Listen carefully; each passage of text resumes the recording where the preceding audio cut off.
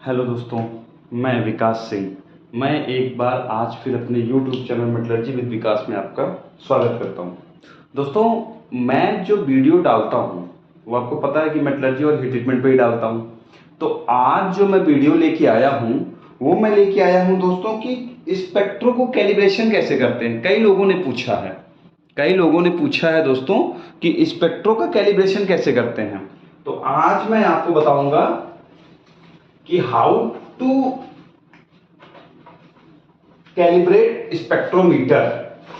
ठीक है दोस्तों, तो वो सारी चीजें मैं बताऊंगा। तो थोड़ी सी वीडियो लेंथी होगी, ज्यादा लेंथी नहीं होगी बट थोड़ी सी लेंथी होगी, तो आप लोग थोड़ा गौर से देखिएगा। तो दोस्तों आइए शुरू करते हैं। How to operate and calibrate the spectrometer. दोस्तों जैसे बहुत ज्यादा स्पेक्ट्रोमीटर जो होता है वो ज्यादातर लोगों के यहाँ यूज में है एमिटेक का स्पेक्ट्रो। कोई भी है दोस्तों, ज्यादातर जर्मनी का स्पेक्ट्रो बहुत अच्छा होता है, जैसे एमिटेक है। कई सारे स्पेक्ट्रोमीटर है, पीडीएस जो है, कई सारे हैं, मेटलमैन का भी है। तो मैं आपको बताऊंगा आज एमिटेक का स्पेक्ट्रोमीटर को कैसे कैलिब्रेट करते हैं। How to calibrate. ठीक है दोस्तों, तो मैंने दोस्तों एक वीडियो डाल रखा है आप लोगों को, अगर याद हो, आप लोगों ने मेरा वीडियो देखा हो तो मैंने डाल रखा है कि स्पेक्ट्रो ऑपरेट कैसे करेंगे। ठीक है, आज मैं बताऊंगा कैलिब्रेट कैलिब्रेट कैसे करेंगे। दोस्तों सबसे पहले क्या करना है, जब भी कैलिब्रेट करना है अपना स्पेक्ट्रोमीटर, तो कैलिब्रेशन से पहले दोस्तों ध्यान रहे, कैलिब्रेशन से पहले आपको क्या करना है।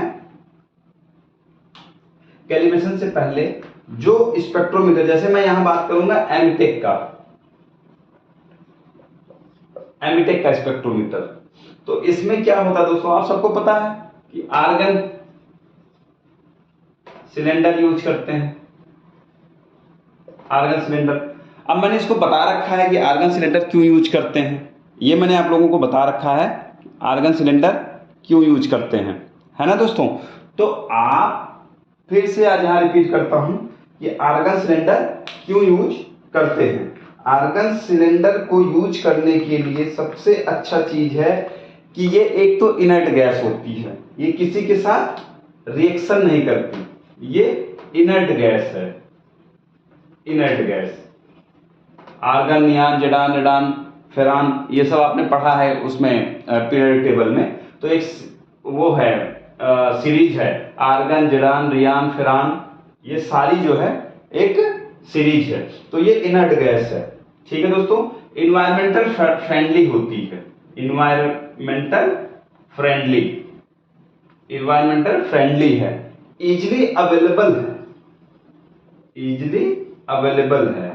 ठीक है, तो इसलिए जो है यूज किया जाता है। तो दोस्तों अपने को इधर ज्यादा घुसना नहीं है, ज्यादा डीप में नहीं जाना है, क्योंकि ऑलरेडी मैंने वीडियो डाल रखा है इस पे कि कैसे आप ऑपरेट करेंगे, ऑर्गन गैस क्यों यूज होती है। अब सिंपल एमिटेक का स्पेक्ट्रोमीटर का एग्जांपल बता रहा हूं। ये दोस्तों स्पेक्ट्रोमीटर है, थोड़ी देर के लिए मान लीजिए।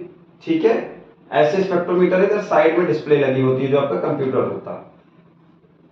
ये स्पेसलेस होता है, मतलब स्पेस का कोई यूज नहीं होता, इतने ही ऊपर होते हैं जो सारे इंस्ट्रूमेंट लगे होते हैं। यहाँ पे जो भी इंस्ट्रूमेंट होते हैं स्पेक्ट्रो के अंदर, सीसीडी वगैरह और भी जो भी डिवाइसेज हैं वो सब यहीं पे लगे होते हैं। तो इतना ही अपना वर्किंग करता है। ठीक है, अब ये जो बॉक्स है दोस्तों, ये जो बॉक्स है यहाँ पे क्या है, यहाँ पे ऐसे साइड में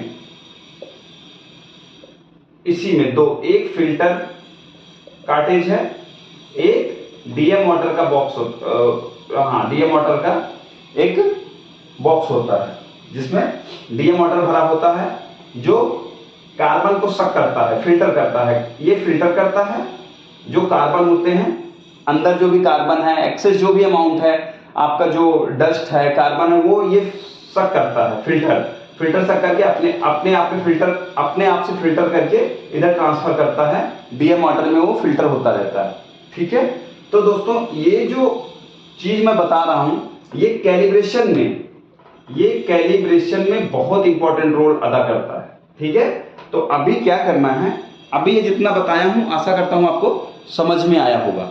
तो अभी ये क्या करना है, ये ध्यान रखना दोस्तों, यहाँ फिल्टर है, यहाँ डीएम वाटर है।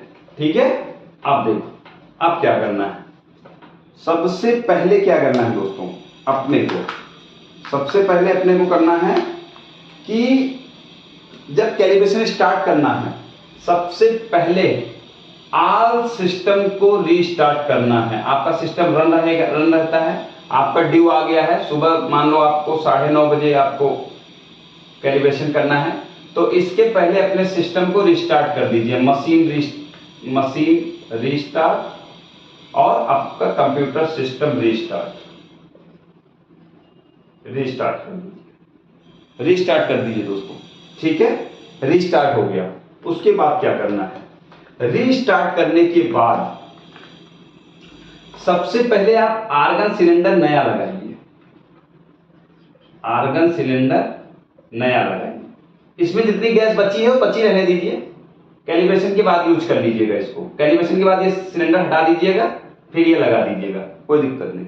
ठीक, उसके बाद आप फिल्टर चेंज करिए, जो अभी मैं बता रहा था, यहाँ स्पेक्ट्रो के पास में ये 2 बॉक्स होते हैं, एक में डीएम वाटर होता है, एक में फिल्टर होता है। ये फिल्टर चेंज करिए। इसके बाद दोस्तों डीएम वाटर चेंज करिए। ठीक है, डीएम वाटर चेंज करिए। इतना चेंज कर लिए, सिस्टम आपका रिस्टार्ट हो गया, आपने आर्गन सिलेंडर चेंज किया, आपने फिल्टर चेंज किया, आपने डीएम वाटर चेंज कर लिया। अब क्या करना है दोस्तों, अब जब इतना चीज आपने कर लिया तो आपको जो ब्रश आप यूज करते हैं, जो कॉपर का ब्रश यूज करते हैं, स्पार्क लेने के बाद जो आपका निडल होता है उसको साफ कर लीजिए, कॉपर ब्रश यूज करते हैं, यहां पे इसको भी न्यू ले लीजिए। ये सब अभी आप कैलिब्रेशन के टाइम में न्यू लीजिए, बाकी आप इसको रख दीजिएगा, नेक्स्ट कैलिब्रेशन में यूज करिएगा। आपका जो पुराना चल रहा है आप पुराना चलाइए। ठीक है, अब क्या करना है दोस्तों, अब आपका जो भी प्रोग्राम आपको करना है, जैसे आपका आयरन बेस करना है, एसएस बेस करना है, या टूल स्टील बेस करना है, जो भी करना है, उसका दोस्तों एक एसयूएस सैंपल होता है जो आपके स्पेक्ट्रो के साथ ही आता है। एसयूएस सैंपल, एसयूएस मतलब सेटिंग अप सैंपल। ठीक है, सेटिंग अप सैंपल। तो दोस्तों इसमें क्या करना है आपको, आप सेटिंग अप सैंपल लगाएंगे। अब आप जब आपने चेंज कर लिया आर्गन सिलेंडर, आपने चेंज कर लिया कॉपर ब्रश, आपने चेंज कर लिया फिल्टर, आपने चेंज कर लिया डीएम वाटर, जब इतना चीज आपने चेंज कर लिया, अपना सिस्टम में जो भी आपको प्रोग्राम आपको कैलिब्रेट करना है, जो भी प्रोग्राम, चाहे वो एफई बेस हो, चाहे एलॉय बेस हो, चाहे आपका टूल स्टील बेस हो, जो भी है, उसके सेटिंग अप सैंपल होते हैं। उस सेटिंग अप सैंपल के 3 स्पार्क लीजिए दोस्तों, 3 स्पार्क कंटिन्यू, उनका एवरेज देख लीजिए, उनका एवरेज, इसका सर्टिफिकेट भी होगा आपके पास, नहीं है कोई बात नहीं, आप उनका एवरेज देख लीजिए। सपोज कार्बन उसमें लिखा है 0.23, तो क्या आपके 3 स्पार्क इस रेंज में हैं? क्या इस रेंज में है तो वेल एंड गुड है, अगर नहीं है तो भी कोई बात नहीं, अब आपको क्या करना है, आपने 3 स्पार्क ले लिया, सेटिंग अप सैंपल को इसलिए स्पार्क मारते हैं, जो भी इंटेंसिटी आपकी डिस्टर्ब हो वो आपको इजीली दिख जाए। सेटिंग अप सैंपल का मतलब है, जो सेटिंग अप सैंपल हैं उनको इसलिए स्पार्क मारते हैं कि जो भी आपके मशीन के अंदर, प्रोग्राम के अंदर जो भी इंटेंसिटी पड़ी हुई है, वो कितना अप डाउन कर रही है, वो सेटिंग अप सैंपल से पता चल जाता है। ठीक है, वैल्यू पे उतना मैटर नहीं करता है।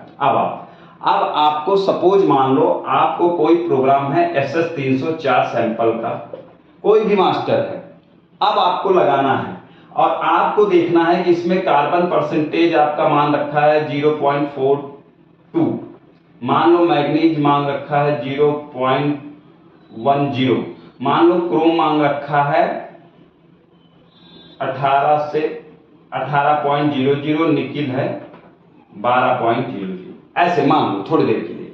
अब आप क्या करोगे, सेटिंग अप सैंपल के बाद उसका रिकॉर्ड सेव कर लो, सेटिंग अप सैंपल का। उसके बाद आप इसको मारो मास्टर सैंपल, जो भी आपके पास इस ग्रेड के रेफरेंस में जो भी मास्टर सैंपल हैं दोस्तों। हाँ, इसमें एक चीज और बताना चाहूंगा, मास्टर सैंपल कैलिब्रेशन के पहले आपके पास मास्टर सैंपल अच्छे से पॉलिश होने चाहिए, अच्छे से ग्राइंड होने चाहिए। ग्राइंडिंग हमेशा यूनिफॉर्म करो। अगर आप ऐसे पकड़ के कर रहे हो, ऐसे पकड़ के, तो आप एक ही फॉर्म में, एक ही साइड में आप ग्राइंड करो। ऐसा नहीं आप ऐसे ऐसे ऐसे ऐसे ग्राइंड करो, नहीं। जितना बढ़िया आप यूनिफॉर्म ग्राइंड करोगे उतना बढ़िया रिजल्ट आता है। तो हमेशा यूनिफॉर्म ग्राइंड करो और कोशिश करो 60 या 80 के एमरी बेल्ट पे, 60 ग्रिट या 80 ग्रिट, 60 ग्रिट या 80 ग्रिट के एमरी पेपर पे आप इसको पॉलिश करो और यूनिफॉर्म पॉलिश करो। ठीक है दोस्तों। हाँ, अगर आपके पास मास्टर सैंपल नहीं है और आपको मास्टर सैंपल परचेज करना है, आपके पास मास्टर सैंपल नहीं है, आपको मास्टर सैंपल परचेज करना है, तो आप मेरे से कांटेक्ट कर सकते हो। मैं आपको मास्टर सैंपल इजीली सप्लायर, जो हमारे सप्लायर होते हैं, जो हमारे डायरेक्ट बैम और बैम वगैरह से, अमेरिका से डायरेक्ट डील करते हैं, अमेरिका जर्मनी से, हम आपको वहां से डायरेक्ट परचेज करा देंगे, जो इंडिया में इंपोर्ट करके रखते हैं। तो ये थोड़े महंगे सैंपल आते हैं दोस्तों, तो इनको ज़्यादा यूज नहीं करना होता है। इनको आप आराम से यूज करें, ज़्यादा दबा के ना पॉलिश करें, हल्के हाथ से पॉलिश करें, ज़्यादा इनको खत्म ना करिए, बहुत महंगे सैंपल होते हैं। ओके, ठीक है दोस्तों, आते हैं इस पे। मास्टर सैंपल आपका है। अब आप अपने मास्टर सैंपल का 3 रीडिंग मार, 3 स्पार्क लीजिए, 3 स्पार्क लीजिए। अब उसमें देखिए कि आपके जो आपका ऑब्जर्वेशन है 039, ये कार्बन की वैल्यू, तो ये क्या आपका एक्सेप्टेबल है या नहीं है, ये कैसे पता चलेगा? क्योंकि एसएस वगैरह में कार्बन कम होता है। तो आप बेसिकली मैच करिए क्रोम और निकिल से, ठीक है। क्रोम और निकिल की इंटेंसिटी आप चेक करिए। अब इंटेंसिटी कैसे करना है वो आपको, अगर आपने स्पेक्ट्रो चलाया तो आपको पता है कि इंटेंसिटी आप कैसे चेक करेंगे। तो आपको इंटेंसिटी वाले पैरामीटर में जाना है, देखना है कि ये कार्बन 18 मांग रहा है मास्टर सैंपल में, क्या है आपका यहाँ 17.0 आ रहा है या 17.2 आ रहा है। अगर ये आ रहा है तो आपको इंटेंसिटी बढ़ानी है, क्रोमियम में जाके, क्रोमियम के इंटेंसिटी में जाके आपको क्रोमियम बढ़ाना है, क्रोमियम की इंटेंसिटी, ध्यान रहे दोस्तों, इंटेंसिटी बढ़ाना है, इंटेंसिटी। अब इंटेंसिटी बढ़ाना कैसे है? कैलिब्रेशन करते समय अगर आपको ये प्रॉब्लम आ रही है तो आप अपने सर्विस इंजीनियर से जरूर जाके पूछ सकते हो, या आपका सर्विस इंजीनियर जब भी है तो आप एक बार उससे पूछो कि हमें इंटेंसिटी बढ़ानी है या कम करना है, कम करना है या बढ़ाना है, तो हम कैसे करें। ये आपका जो सर्विस इंजीनियर है जरूर बताएगा। सारा खेल जो है दोस्तों कैलिब्रेशन में इंटेंसिटी का होता है। अगर आपका क्रोम कम आ रहा है तो आप इंटेंसिटी जाके बढ़ाइए, अगर आपका ज्यादा आ रहा है तो आप इंटेंसिटी कम करिए। ये रिवर्स चलता है, ये रिवर्स चलता है। अगर ज्यादा है तो आप कम करिए, अगर कम है तो इंटेंसिटी बढ़ाइए। तो दोस्तों ये पूरा का पूरा खेल इंटेंसिटी का होता है। तो उम्मीद करता हूँ ये आपको समझ में आया होगा। अगर नहीं समझ में आता है तो कैलिब्रेशन करते समय आप मेरे को कॉल करके पूछ सकते हो कि साहब ये दिक्कत आ रही है, ये कैसे करें, तो मैं आपको जरूर सपोर्ट कर दूंगा। क्योंकि स्पेक्ट्रो मैंने ऑपरेट किया है, मैंने कैलिब्रेट भी किया है, तो मुझे पता है। तो इसलिए दोस्तों आपको इतना चीज करना है, जो जो मैंने आपको प्रिकॉशन बताया वो लेना है। आपको सबसे पहले सिलेंडर चेंज करना है, डीएम मॉडल चेंज करना है, आपको फिल्टर चेंज करना है, आपको कॉपर वाला ब्रश चेंज करना है, जो भी है।